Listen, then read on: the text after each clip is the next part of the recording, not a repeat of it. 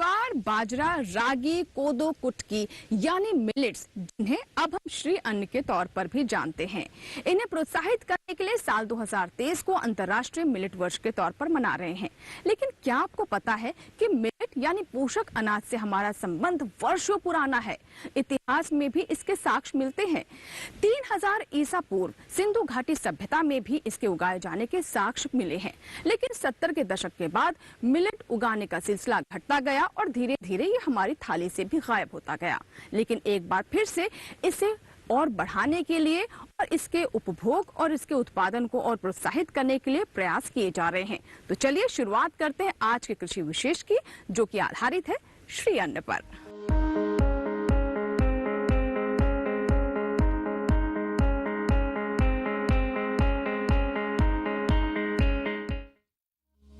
Millets को आमतौर पर मोटे अनाज के नाम से जाना जाता है। हालांकि इनके दाने काफी छोटे होते हैं। पौष्टिकता से भरपूर होने की वजह से इन्हें पोषक अनाज भी कहा जाने लगा है। जबकि वित्त मंत्री निर्मला सीतारमण ने इस बार के बजट में इन्हें नया नाम दिया, श्री अन्न। वैसे इनका एक नाम कदन भी है। बहुत से लोग मिलेट्स का मतलब बाजरा समझते हैं, जबकि हकीकत में ये अलग अलग वर्गों के अनाजों का एक सामूहिक नाम है। घास प्रजाति में आने वाले श्री अन्न को भले ही आज भुला दिया गया हो, लेकिन सच तो ये है, पुरातत्वविदों को ईसा पूर्व हजारों साल पुराने इतिहास में इनकी मौजूदगी के सबूत मिले हैं। ये सबूत किसी एक जगह या एक देश में नहीं, बल्कि पूरी दुनिया में बिखरे पड़े हैं।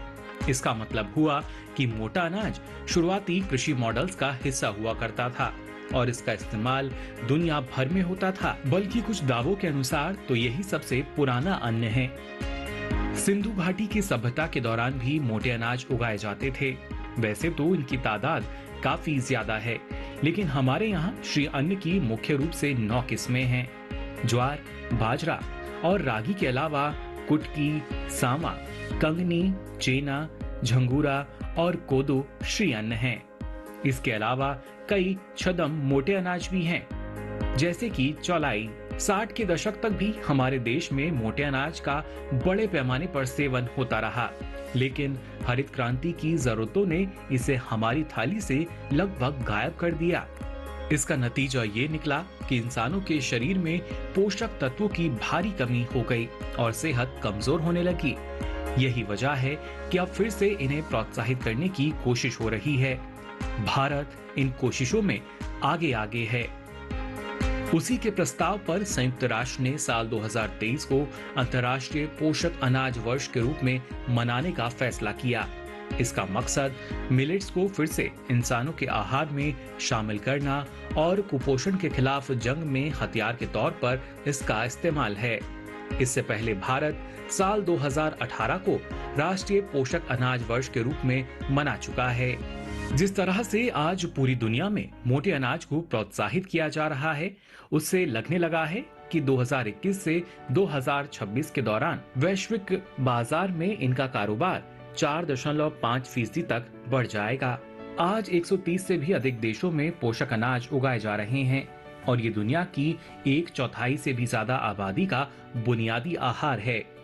एशिया और अफ्रीका मोटा अनाज उगाने में सबसे ऊपर हैं। यहाँ के 50 करोड़ से भी ज्यादा लोगों का पारंपरिक भोजन ये माना जाता है। भारत में 2010 के दौरान मोटे अनाज के प्रति व्यक्ति सालाना खपत 8 किलो थी, जबकि मोटा अनाज उगाने वाले राज्यों में ये आंकड़ा 90 किलो तक पहुंच जाता है।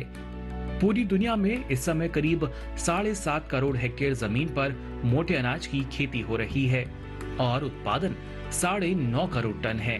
विश्व भर में कुल मिलेट्स उत्पादन में ज्वार और बाजरे की हिस्सेदारी 90% है। हमारा देश श्री अन्न के उत्पादन के क्षेत्र में प्रथम स्थान पर है, लेकिन अब प्रयास किया जा रहा है कि भारत को अंतर्राष्ट्रीय मिलेट हब के तौर पर स्थापित किया जाए। लेकिन ये तभी संभव हो पाएगा जब देश के हर राज्य में मिलेट को प्रोत्साहित किया जाएगा। यही जानने के लिए हम पहुंचे हैं आंध्र प्रदेश। आइए जानते हैं कि आंध्र प्रदेश में किसानों को प्रोत्साहित करने के लिए और मिलेट के उपभोग को बढ़ाने के लिए क्या किया जा रहा है। भारत में कुल 10 राज्यों में प्रमुख रूप से मोटा अनाज उगाया जाता है। इनमें आंध्र प्रदेश का नाम भी शामिल है। दूसरे राज्यों में राजस्थान, उत्तर प्रदेश, हरियाणा, गुजरात, मध्य प्रदेश, महाराष्ट्र, कर्नाटका, तमिलनाडु और तेलंगाना हैं। भारत सरकार मिलेट्स को घरेलू और अंतर्राष्ट्रीय स्तर पर प्रोत्साहित कर रही है। राज्य सरकार भी अपनी ओर से कोशिशें कर रहे हैं। आंध्र प्रदेश भी इन कोशिशों में पीछे नहीं है। हम अंतर्राष्ट्रीय मिलेट वर्ष 2023 में एंटर कर चुके हैं, प्रवेश कर चुके हैं और इसी के साथ ही पूरे देश में अलग अलग क्षेत्रों में मिलेट वर्ष को मनाया जा रहा है। हमारे साथ हैं आंध्र प्रदेश के कृषि मंत्री श्री के गोवर्धन रेड्डी जी। आइए उनसे हम बात करते हैं कि आंध्र प्रदेश में मिलेट को लेकर किस तरह के प्रोजेक्ट्स चलाए जा रहे हैं, इसे कैसे प्रमोट किया जा रहा है। सर, बहुत बहुत स्वागत है दूरदर्शन किसान पर। जैसा कि हम जानते हैं कि 2023 इंटरनेशनल मिलेट ईयर है। आंध्र प्रदेश जो कि अपनी कृषि के क्षेत्र के लिए जाना जाता है और हर स्तर पर ये बेहतर कर रहा है। मिलेट को लेकर किस तरह के प्रोजेक्ट्स हैं, कैसे इसे प्रमोट किया जा रहा है? Now people are also released after this corona. Is a good diet and light meal, so people are preferring. So we are giving, Andhra Pradesh government is giving especially ragi and all for Anganwadi school, nursery school students and government school students. And now Honorable Chief Minister has given one more this thing, suggestion to opt to give option for the public, even for public distribution system. We used to give rice, dal, everything. So we are asking the people whether they are interested for any of these millets. So they are preferring millets. Almost all 90% of the people are asking. Generally, we will give 5 kg of rice per each head. So some people are asking 2 kgs. Few are asking 4 kgs, like minimum 2 kgs they are asking. So we are giving. Even we are trying to give this also because till now we procured. Because AP market has procured, whenever the millets are coming down in the market, then the farmer is not getting minimum supporting price from sufficient. Now we are giving this especially. We are proud to say that Andhra government is now giving ragi java for students. So every day we prefer now alternative day we are giving. We are March 1st onwards we are announcing this. We are already announced and we are going to take up this scheme, ragi java scheme for the children. For every children who studies in government schools, they will be given 1 glass of ragi malt every day morning.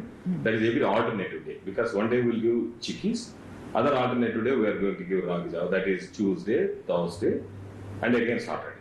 So we are promoting and we are also requesting the collectors, district collectors, to have millet caves, especially on highway areas, abutting highway areas. So we are requesting to install and to start establish these millet caves also. So in all aspects, we are trying in all the ways because creating awareness for the people to have more millets and also to the farmers to have more area to grow and cultivate more area for promotion of the millets. Sir, millet जहां एक तरफ promote किया जा रहा है, वहीं जब पहले इसकी एक इमेज हुआ करती थी, एक छवि होती थी लोगों के मन में कि मिलेट या मोटा अनाज it's the poor man's diet, but now हम देख रहे हैं कि इसकी इमेज भी बदल रही है, इसकी ब्रांडिंग हो रही है। तो कहीं ये भी खतरा है कि ऐसा ना हो कि ये एक्सक्लूसिव प्रोडक्ट बन जाए, 5 स्टार प्रोडक्ट बन जाए कि आम आदमी की थाली से दूर हो जाए। तो इसके लिए आपको लगता है कि इसके लिए एक मार्केटिंग स्ट्रेटेजी, एक्सटेंशन वर्क भी होना चाहिए? No. People are having awareness now. They are inclining to take millets and diet with millets.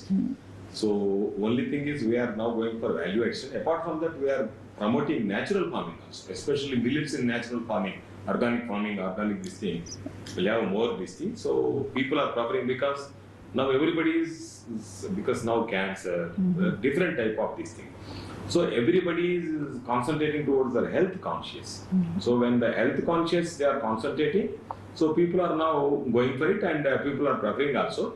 And apart from that, all other agencies, NGO organizations, everybody is now creating awareness about the nutrients and proteins, what people will have through millets. So there is absolutely, as you said rightly, old days are coming because it was earlier it was a poor man's diet. Now it has become a passion in all these things and it has become a diet for all. कृषि विशेष में आज हम बात कर रहे हैं श्री अन्न की। इसी के साथ ही यहाँ वक्त एक छोटे से ब्रेक का, लेकिन ब्रेक के बाद जब वापस आएंगे तो बात करेंगे कि कैसे मिलेट से महिला सशक्तिकरण भी हो रहा है।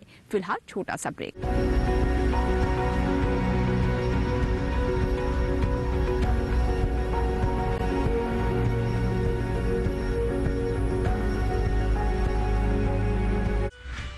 Invest once and enjoy guaranteed maturity with life cover with LIC's Dhan Varsha, a single premium plan for your family's security and prosperity. Payment fail लेकिन पैसे तो कट गए। गई मेरी मेहनत की कमाई। हो जाएगी भरपाई, चिंता मत कर मेरे भाई। अगर डिजिटल ट्रांजैक्शन फेल हो जाए और अकाउंट से पैसे कट जाएं, तो बैंक समय से पैसे लौटा देगा, वरना कॉम्पनसेशन का है प्रावधान। नहीं तो आरबीआई के ओम्बुड्समैन को शिकायत करें आप। या बिल, मेरी फीस। आरबीआई कहता है जानकार बनिए, सतर्क रहिए। ब्रेक के बाद एक बार फिर आपका स्वागत है। आप देख रहे हैं हमारा कृषि विशेष, जिसमें आज हम बात कर रहे हैं श्री अन्न यानी मिलेट्स की, जहां सरकार किसानों को प्रोत्साहित कर रही है कि वो मिलेट्स की खेती करें। वहीं दूसरी तरफ हमारी महिलाओं ने जिम्मेदारी उठाई है कि मिलेट्स के बने उत्पाद हमारे घरों तक पहुंचे। कैसे वो इसको निभा रही हैं, आइए जानते हैं। कोई भी चीज तभी कामयाब हो पाती है जब वो कारोबार से जुड़ी हो। मिलेट्स को प्रोत्साहित करने के लिए भी उसे कारोबार से जोड़ना होगा। सरकार यही काम कर रही है और हमारे वैज्ञानिक भी। श्री अन्न के प्रचार प्रसार और इसकी खेती को प्रोत्साहित करने को लेकर जहां केंद्र और राज्य सरकार द्वारा विभिन्न योजनाएं चलाई जा रही हैं, वहीं कृषि विश्वविद्यालय भी सरकार के साथ कदम से कदम मिलाकर आगे बढ़ रहे हैं। आइए जानते हैं कि किस तरह के अनुसंधान और प्रयास कृषि विश्वविद्यालय द्वारा किए जा रहे हैं।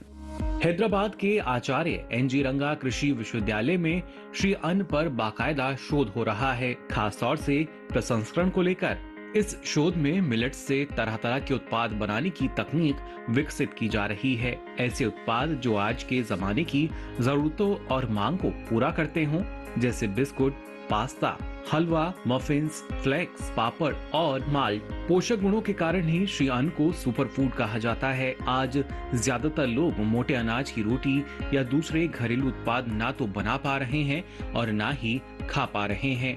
जाहिर है वो मोटे अनाज के पोषक गुणों से वंचित हैं। तो सवाल उठता है कि उनके पेट में मोटा अनाज कैसे पहुंचाया जाए।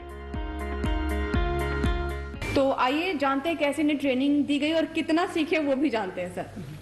अभी ये महिला लोग को हमने ट्रेनिंग दिया है और उसमें आके वो मिलेट लड्डू बनाने में, मिलेट बिस्किट बनाने में और मिलेट मिक्स पाउडर बनाने में और ये आके उपमा मिक्स मिलेट का इंस्टेंट मिलेट या वो बनाने में पूरा ट्रेनिंग दिया है। अभी उन लोग को पूछने के बाद हमने ये किस तरह बनाएंगे वो लोग बताएंगे। तो आप बताइए कैसे बनाएंगे। मैं तिरुपति से वनीता बाई बोल रही हूँ। मैं इधर से मिलेट का पूरा ट्रेनिंग लेने का 1 साल का कोर्स किया।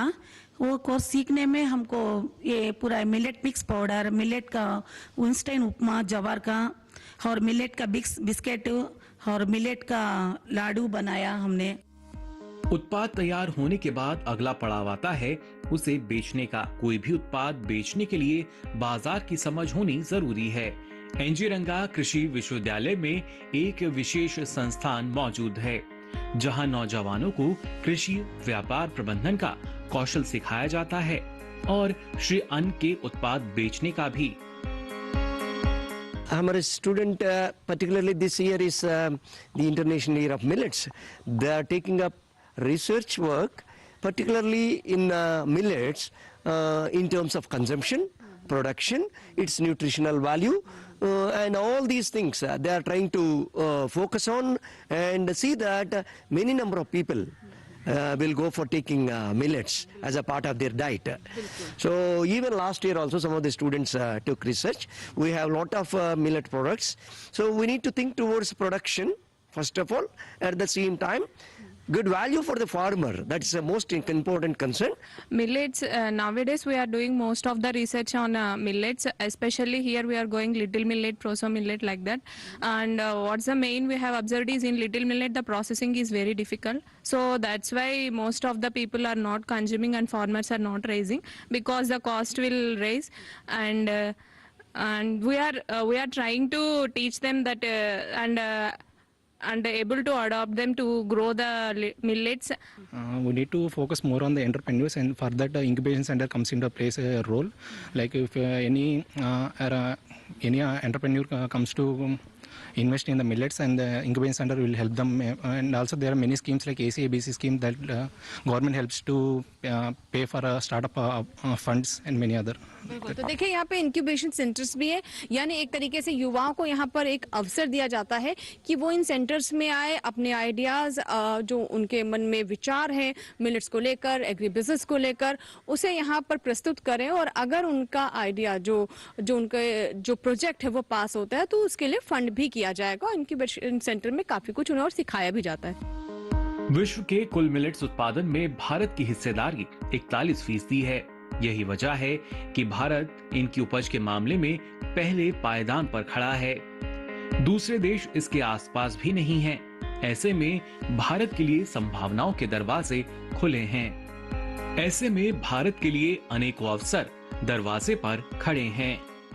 हमारे साथ है आचार्य एनजी रंगा कृषि विश्वविद्यालय के कुलपति डॉक्टर ए विष्णुवर्धन रेड्डी जी, जो कि बता रहे हैं कि किस तरीके से कृषि विश्वविद्यालय में कार्य किया जा रहा है और किस किस क्षेत्रों में किस तरीके से और बेहतरी के लिए प्रयास किए जा रहे हैं। आइए उनसे बात करते हैं। सर, बहुत बहुत स्वागत है आपका दूरदर्शन किसान पर। सबसे पहले, जैसे कि आप जानते हैं कि 2023 मिलेट वर्ष के तौर पर मनाया जा रहा है, कृषि विश्वविद्यालय के स्तर पर किस तरह के प्रयास किए जा रहे हैं, क्योंकि आंध्र प्रदेश मिलेट के लिए उपयुक्त माना जाता है, यहाँ की जलवायु, यहाँ की मिट्टी काफी बेहतर है। So as you said, Acharya N.G. Ranga Agriculture University is trying to develop genetic improvement of millet crops, jowar, bajra, finger millet, foxtail millet, proso millet and other small millets also. We are working for the genetic improvement of these millet crops in 6 of our research stations in Tirupati, Anakapalli, Vijayawada, Krishna district and Prakasam district, Anantapur district, and so far there was an excellent genetic improvement to increase the productivity of these millet crops in Andhra Pradesh. Several varieties have been developed in sorghum, bajra and ragi. So, and not only these varieties were accepted by the farmers of not only Andhra Pradesh and even northeastern states of India. The varieties developed from this Acharya N.G. Ranga Agriculture University, especially millets, are very popular in almost all the states, and for the last 2 years we have been supplying the seed of these small millet crops to northeastern states also. So before last year, nearly 1100 quintals of seed we have supplied to promote these millets in northeastern states of our country. So in our university, you know, this year 2023 International Year of Millets, we have been handling several innovative programs, and several programs have been initiated in our university, and in different colleges we have 11 colleges. In all the 11 colleges, several programs are being organized by the students and staff members. The millets, several recipes have been developed in the millets. Several books have been printed, millet halwas or biscuits, so many products, almost 27 different products have been developed by the students and staff members of our Acharya N.G. Ranga Agriculture University. And also in all we have 13 Krishi Vignan Kendras in Andhra Pradesh, each in one old district. And in all the KVKs, our food and nutrition scientists, they have developed again several recipes, and they are this year as a mission mode program 2020-23 as a part of the International Year of Millets, as a part of special drive in millets to increase the production and productivity of millets. All our scientists are demonstrating in farmers' fields, and also all these crops and the latest varieties, latest technologies are being demonstrated in the KVK farms and our research stations. And also you see in the last 5 years almost 21 new varieties have been developed, genetically improved varieties with higher yield and high protein content, iron content, and 2 of our varieties, ABV4 in Bajra and FME5 in Ragi, our scientists have been developed 2 of the biofortified varieties with high iron and zinc. So especially the latest varieties which are biofortified varieties because of high iron content and zinc content. As such, actually these millets are very rich in nutrition. That's why we call nutri-cereals. And in addition to this, originally inherently they are high protein or high rich in fiber and nutrients, and the recently developed varieties with high iron and zinc, we are promoting these newly developed varieties and supplying to the farmers of not only Andhra Pradesh. Sir, हाल में budget में millets को श्री अन्न योजना के तहत और प्रोत्साहित करने के लिए कहा गया है और एक तरह से ये आदर भाव भी प्रकट किया गया है जो मोटे अनाज हैं, जो मिलेट्स हैं। क्या लगता है इससे लोगों की धारणा भी बदलेगी? जैसे पहले कहा जाता था कि गरीबों का भोजन है ये अब एक अपने पोषण के लिए और आर्थिक विकास के लिए भी इसे उगाया जाएगा। The millets actually they are very rich in nutritional composition, and it helps public so in giving the minor elements which help for the especially the women rich in iron and zinc. So actually we see in our country the rice and wheat are most important crops. So they are being cultivated wherever there is irrigation. Our farmers, they are cultivating the rice and wheat, and we have several more than I think 50 million tons of buffer stocks of this rice and wheat we have. The government of India is doing a wonderful job. In the last decade, if you see, they are trying to diversify the cultivation of the rice and wheat by partly reducing the area under rice. You take Punjab, Haryana, or southern India, Tamil Nadu, the Godavari, Krishna regions of Andhra Pradesh and different parts of the country. So government of India and different state governments, they are trying to diversify the crops by taking part of this rice and wheat area by reducing and trying to promote pulses, oil seeds and millets. Especially the government of India, after launching the Sri Anna program scheme, which is very important and the most timely introduction of this scheme to promote the millets, which are very important crop, especially the poor farmers, and those especially for the dryland areas. You take Bundelkhand or North India or South India or western part of Maharashtra, Gujarat, Orissa, Andhra Pradesh, Tamil Nadu, several parts of our country, rain-fed areas where these millets can be promoted, and they are very short duration crops, about 70 days to 100 days crops.